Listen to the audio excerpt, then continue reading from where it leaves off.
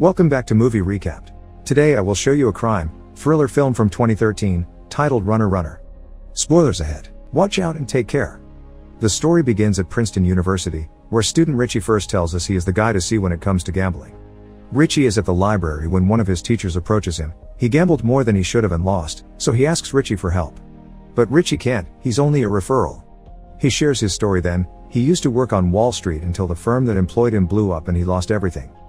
We cut to a montage of various news headlines that talk about gambling. They comment on the new phenomenon that is online gambling, how it's become incredibly common among college students that use it to be able to afford their college tuition, how casinos have gone from seeing online gambling as competition but now they have their own sites and own revenue from them, how teenagers are the main victims of these sites, the tales of there being hackers that can see opponents' hands, and lastly, they mention Ivan Block, king of online gaming, being now on the FBI target list but still immune to any potential charges thanks to his operating outside federal jurisdiction in Costa Rica.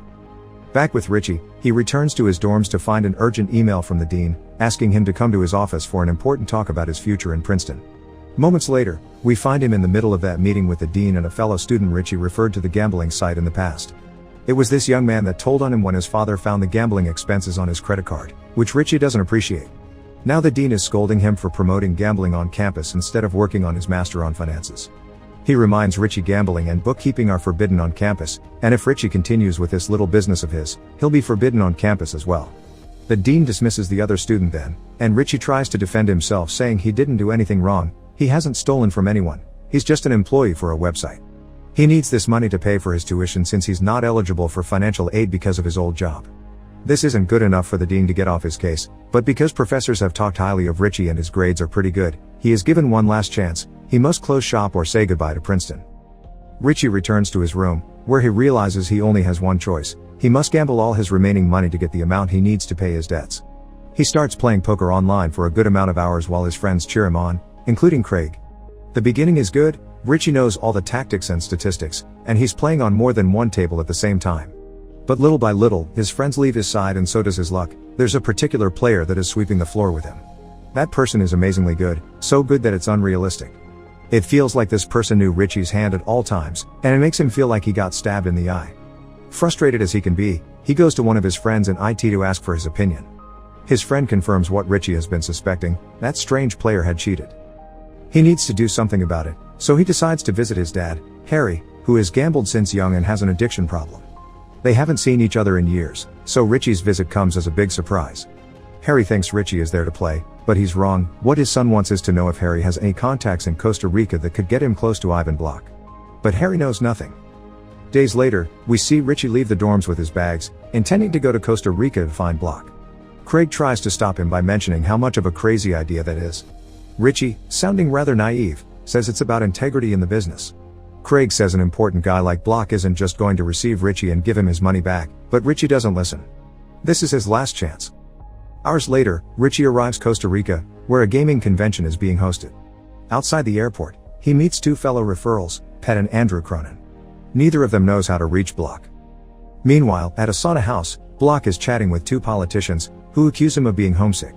He denies this and tells them he's living the best life, convincing them to comment on his issues with the committee before sending them off to a massage.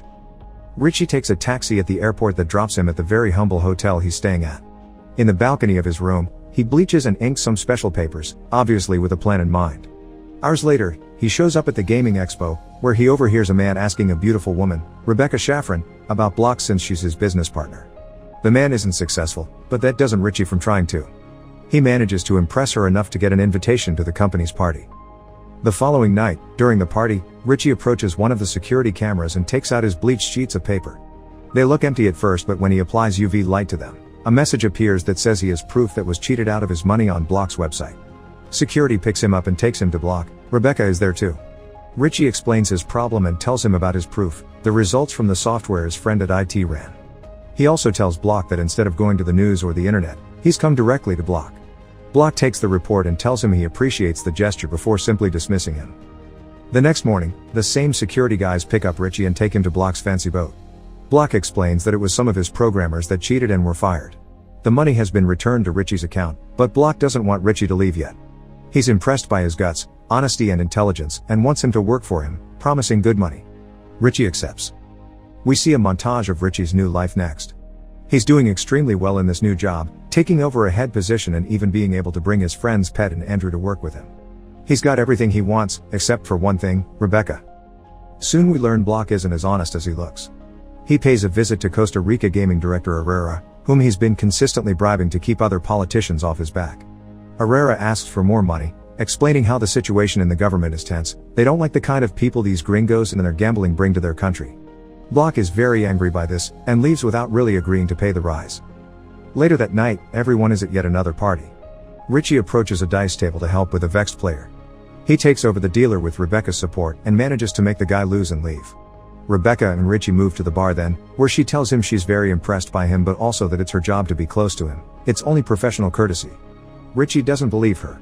Through a text, Block invites Richie to join him on the footbridge, where he's feeding chickens to some crocodiles. He tells Richie about a guy coming from London, Brett Sheck, or Shecky. He's a super affiliate for another website, and Block wants him working for him, so he gives Richie the mission of bringing him over to their company. Richie accepts the job. Days later, Rebecca is watching Richie leave the place in a Jeep, and Block approaches her to ask her about her interest in Richie. She says they're friends, and wonders if Block wants her to stay away. He denies it, telling him to do whatever she wants, because that's what he does too. The Jeep takes Richie to his destination, but as soon as he comes out of it, he's jumped on and kidnapped. He's taken to an abandoned building where he learns who is behind all this, Agent Eric Shavers from the FBI. He tells him he's kidnapped him so Block wouldn't see them together, and that he wants Richie to work as an insider in Block's company, which is committing all kinds of crimes like racketeering and bribing. Richie doesn't want anything to do with that, but Shavers offers a deal and threat at the same time. If Richie works for him, he'll make his disciplinary issues at Princeton disappear. If he doesn't, he'll mark Richie as a felon and he won't be allowed to re-enter the country. After being freed, Richie hurries to find Block, who is in the middle of a basketball game. Richie tells him about his encounter with the FBI, and Block isn't surprised by this, since Shavers has been on his back for a while. This encounter happened to him and other employees as well. He tells Richie he can leave if he wants, but he should think it over. They aren't doing anything wrong. They're helping people get the money they need to survive. Shavers is just jealous and is trying to use Richie because he doesn't have jurisdiction on this country. Block manages to convince Richie to stay. The meeting with Shecky happens a few days later at a bar. He asks for the same deal he has with his current company, which Richie can't give him, so he asks for a day to see what he can do. Shecky accepts if it's only one day, because soon he must return to his pregnant wife. Later at night, Richie meets with Block at a casino to tell him how things with Shecky went, and asks him for more room to negotiate. Block turns him down, because if they give Shecky whatever he wants, all affiliates will ask for the same. If Richie truly wants this bonus, he'll do whatever needs to be done to get the deal. The next day, Richie gives Shecky an afternoon alone in a boat with a crew of beautiful. He tells him to call him if he changes his mind about the deal and leaves him to have fun. Hours later, at Shecky's hotel room, we see Richie's plan come to light. He recorded Shecky sleeping with the girls in the boat, and now he is bribing him to sign for his company so he won't tell his wife. Devastated, Shecky has no other option but to accept. Hours later, back at Block's place, he congratulates Richie for getting Shecky and his clients, and gives him extra cash as a bonus. That night, Richie goes to a party where he meets Rebecca. After drinking and dancing, Richie and Rebecca have a chat. There's obvious attraction between them, but they think they can't do this. A moment later they end up making love behind the bar's garden wall. In the morning, they make their way back on foot. Rebecca tells him how Block and she built all this together. They used to be in a relationship, but not anymore. Later that day, back in Richie's place, he finds Pet and Andrew arguing. Pet has bags with him and is ready to leave. When Richie asks why, Pet explains he was kidnapped by the FBI too and now he's scared he won't be able to return home, so he's going back before he's blocked. Richie tries to tell him Shavers says nothing to them but Pet doesn't listen. He's already got a position waiting for him on Wall Street. Andrew hears this and retrieves some money he's hidden in cereal boxes, since maids never check there, and gives it to Pet to invest for him. Pet leaves after saying his goodbyes. Richie gets a call from Block then, who has a special job for him. We see Richie going through the steps as Block explains it through voiceover. Richie must go to the casino, get a key from one of Block's security guys, Wilson, then go to the cage and open box 765, retrieve the contents of that box and take them to Mr. Herrera. He does so later at night, visiting Herrera at a bar where there are cops as well. Richie gives Herrera the suitcase and he passes it to one of his officers, who takes it to another room for control. He comes back to tell his boss there isn't enough money. Herrera asks Richie about the rest and when Richie says that's all, Herrera gets angry and wonders if Block is trying to send him a message. Richie doesn't know what to do, so he tells Herrera he'll let Block know he's unhappy and pays for everyone's tab.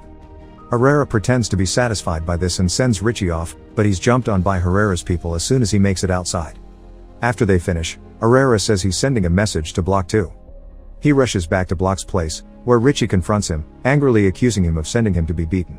Block doesn't care. He tells him that if he wants a safer job or a cleaner conscience, he can go work somewhere else, because this is how the gambling business works, and he would send Richie to be beaten up again if necessary. Richie leaves, and Wilson asks Block if he knew this would happen. Block explains things are escalating. 6 months ago, Herrera wouldn't have touched anyone Block knows, so they better move up the timetable. The next day, we see Richie at the airport, trying to leave the country. But he's stopped at customs and taken to an interrogation room where a cop plants illegal substances in his bag. Shavers arrives then, and Richie finally admits the agent was right about everything, and that's why he's trying to leave, but Shavers doesn't let him. He says he can get him out of this, but Richie needs to truly help them. Since that cop isn't under Block's payroll, Richie wonders why he doesn't arrest him, since cops do have jurisdiction here, unlike the FBI. The officer reacts by pushing back with the table. He can't arrest him because Block will just pay judges and jury off and he'll lose his job. Richie has no other option but to accept to help Shavers. Richie returns to the company and goes to see Andrew, who tells him he's been doing some serious look into the company's software and has discovered something huge. Block is running a Ponzi scheme. The players' accounts have no actual money, and Block uses the money as his own bank account, keeping just enough to allow players to cash out when they need to. One of Block's people interrupts their talk and takes Richie to see Block, who is aware Richie is trying to run away. Block's found footage of Richie's father at a casino. Henry owed money to some dangerous people and he was about to be arrested before Block saved him and paid for his debt. With the debt belonging to Block now, so does Richie's father, which is clearly a threat to Richie even if he doesn't put it in those exact words. Richie says thank you, pretending to appreciate the gesture. After leaving the office, Richie visits his dad at the hotel Block put him in. Henry takes him to the balcony and tells him he knows what all this is really about. He gives Richie permission to run away without worrying about the consequences. He's lived enough and he's ready to go. But Richie cares about his dad, so he stays. In order to save himself and his dad, Richie starts working on a plan. Since payoffs and bribes are how the casino business works, he starts doing some bribing of his own, passing money to various cops and people under the Wilsons' careful watch. Back at the company, Richie gets a call from Andrew, telling him Shavers approached him and admitting he was right about everything. Andrew has found more evidence of criminal activity but doesn't tell him what it is, just asks him to go see him in person. Richie intends to do exactly that, but Wilson gets in his way and drags him into a boat ride to go see Block by a river harbor. Herrera and one of his men are there, hands tied up, and Herrera asks for his friend to be freed because the problem is with him. Block ignores his request before covering them in chicken fat for a bet. They throw them in the river and see how long it takes for the crocodiles to get them. Richie tries to stop them to no avail. The clock ticks and the crocodiles don't come. For a moment Block thinks it's just a legend, but he's quickly proven wrong. Some crocodiles do arrive and attack. Wilson shoots them away, but they only manage to save Herrera. Richie is disgusted and upset by all this, but pretends to be fine. Later that night, Richie returns to his apartment to find it rumbled up and Andrew nowhere in sight. Rebecca arrives then, and after checking she wasn't sent by Block, Richie tells her Andrew's disappeared and that he was cooperating with the feds, which he's sure Rebecca knew, but she denies it. Richie says he can't trust her, that she knew Block was going to use him. To prove him wrong, Rebecca reveals that Block and her will leave the country in a week and will leave the company and all its problems under Richie's name. She only learned about all the crimes after she was too far in, too many paper trails incriminated her. She apologizes and Richie tells her that if she means it, she will help. The bribing of cops and people continues the next few days, including secret meetings with Rebecca and also Herrera's people. They tell Richie Herrera has left the country, so Richie bribes them as well. His last visit of the day is to El Capitan, and after having a drink with him at bar, Richie is chased by the FBI as soon as he steps outside. They corner him in an abandoned building and ask him about Andrew. Richie tells them he's disappeared and calls them out for not protecting his friend and dad. The cop punches him for that comment and almost throws him off the building, but Shaver saves him and asks the cop to take a picture of them together with his gun. He blackmails Richie then. He has 48 hours to give him evidence on Block or that picture will ruin his life. Richie hurries back to his apartment and tries to find Andrew's USB stick. He finds it inside a cereal box and checks it on his computer. There's enough evidence there to put Block and himself away for life. He meets Rebecca a few hours later and tells her what he's found out while she tells him they're packed and leaving to Antigua in 48 hours, but she's still with Richie. Block interrupts them then, so Richie leaves. He returns to his apartment and grabs the last of the money that he takes to El Capitan at a bar. When he's leaving, Wilson finds him and threatens him because he knows who El Capitan is and what he does. The thugs Richie has been paying off come in to save him. While he watches them, Shavers calls Richie and tells him they found Andrew, hurt but alive. Richie tells him that he'll give him something better than evidence. We cut to the company then, which is now empty and being raided by the police. Block timed it all perfectly, having left before the cops arrived. Block calls Richie from the airport and Richie, at the office, pretends not to know what's going on. Block tells him he'll be arrested and the problems are his now, he's leaving. We see him board his private plane with Rebecca, they leave after Wilson doesn't show up. Meanwhile, Richie pays off one of the raiding cops to allow him to enter the company's port and climbs on a plane as well, where his dad is waiting. Both planes arrive at the same airport hours later, and Richie confronts Block when he steps out. He comments on how Block planned all perfectly to manipulate him, but Block doesn't care, he says he owns this place too. Richie reveals his plan then, they aren't in Antigua, they're in Puerto Rico, American territory. Rebecca was part of this plan and so was the pilot of Block's plane, El Capitan. The FBI arrives and Shavers arrests Block, but no Richie because he's a cooperator. He does intend to debrief him though, but Richie is leaving with Rebecca on her plane. Shavers send cars after him, but stops the chase when an envelope arrives and finds the USB stick with the evidence inside. Richie is free. The movie ends with Richie and Rebecca enjoying the plane ride and planning their new life. Make sure to subscribe and turn on notifications so you can watch more videos like this. Thanks for watching.